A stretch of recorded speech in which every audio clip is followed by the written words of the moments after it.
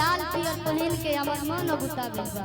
ए बेरा करिया पहनला एगो करिया साड़ी लिया देती है बलम जी। कदर कैसे कि राजा ताला साड़ी लई हो राजा ताला साड़ी लई हो कमर में चिप जाए राजा ताला साड़ी लई हो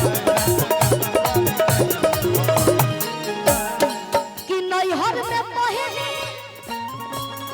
आज भौज मोरे बरजे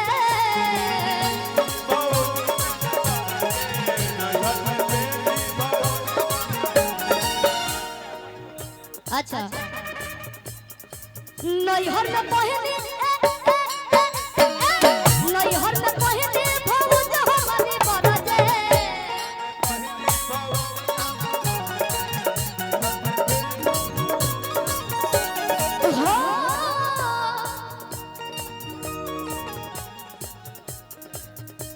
हमारे मुख्यमंत्री जी के बहुत ही करीबी दोस्त